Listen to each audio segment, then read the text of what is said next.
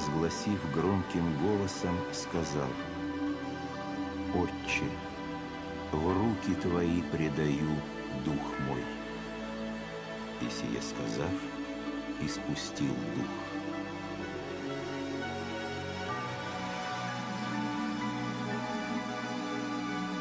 Снятие с креста и погребение Спасителя.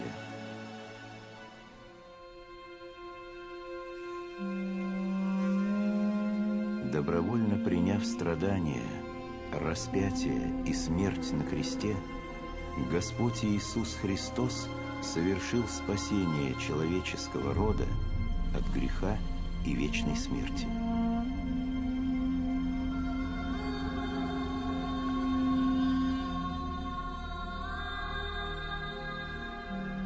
Распятие происходило в пятницу, в канун великого иудейского праздника Пасхи. Чтобы не оставлять на крестах тела казненных, иудеи просили Пилата ускорить их смерть. Пилат согласился.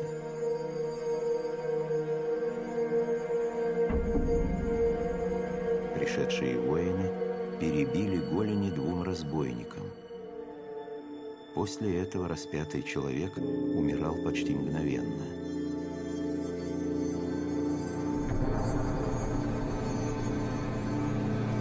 Но, подойдя к Иисусу и убедившись, что он уже умер, воины не стали перебивать ему голени. Чтобы не оставалось сомнения в смерти Иисуса Христа, один из воинов пронзил его копьем в ребра. Из раны тотчас истекли кровь и вода. Это было явным свидетельством смерти.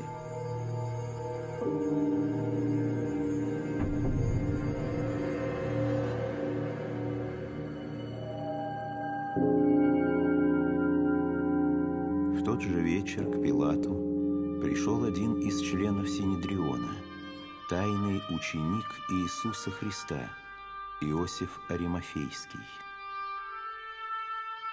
Он был человеком праведной жизни и не участвовал в осуждении Спасителя. Иосиф просил у Пилата позволения снять тело Иисуса с креста и похоронить его.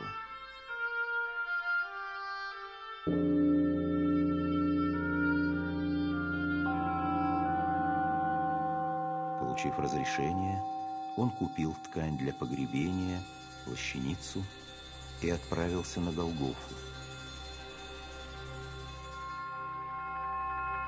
Пришел туда и Никодим. Некогда он тайно приходил к Спасителю, чтобы услышать от него учение о Царствии Небесном.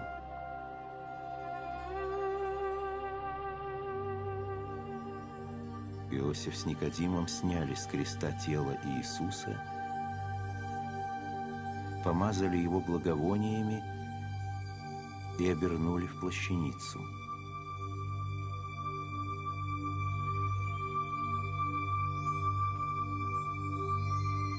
Вблизи Голгофы был сад, принадлежавший Иосифу. Там, в каменной скале, он высек для себя новую погребальную пещеру. В нее ученики с благоговением положили тело Господа Иисуса Христа и привалили большой камень к двери гроба.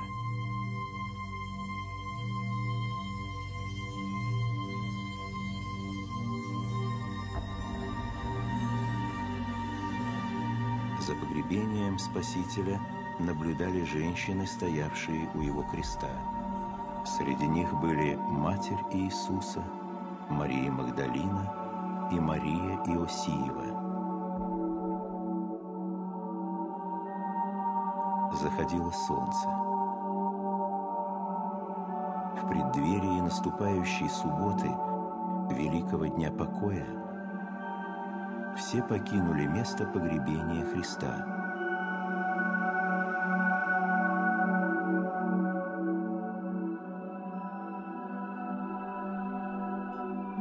Возвращаясь домой, женщины купили драгоценное мирру. По прошествии субботы Они хотели снова прийти к гробу и помазать миром тело Спасителя, чтобы достойно завершить погребение.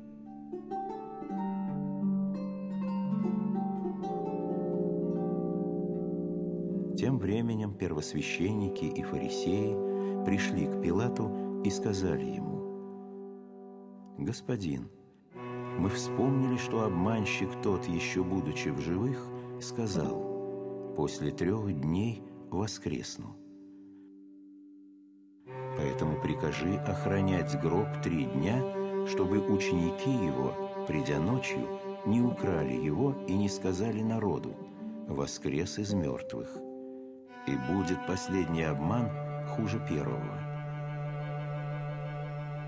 Первым обманом они называли то, что Господь Иисус Христос учил о себе, как о Сыне Божием, о Мессии. А последним – проповедь о воскресении Господа из мертвых и Его победе над адом. Пилат отвечал им: «У вас есть стража, пойдите, охраняйте, как знаете».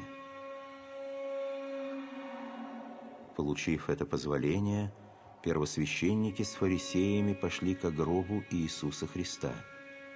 Тщательно осмотрев место погребения, они поставили стражу из римских воинов, которые во время праздников находились в их распоряжении.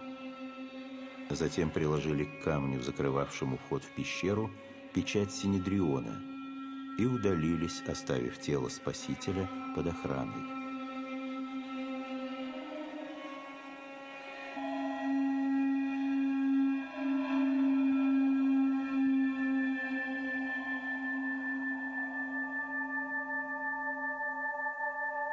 Когда тело Христа лежало во гробе, душой своей Он сошел в ад, благовествуя мертвым победу над грехом и смертью.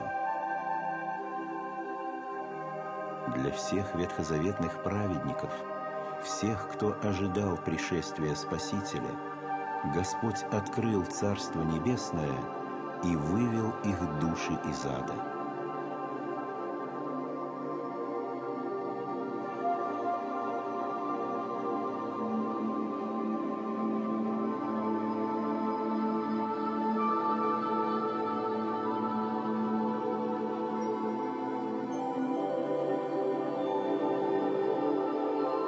С этого момента Царство Божие открыто для всех верующих во Христа и исполняющих Его заповеди.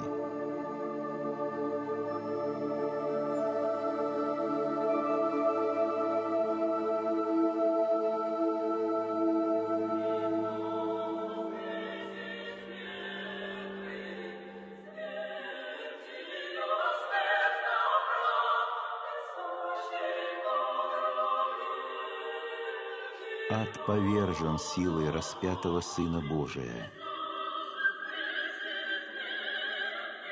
И мы вместе с апостолом можем сказать: «Смерть, где твое жало? Ад, где твоя победа?»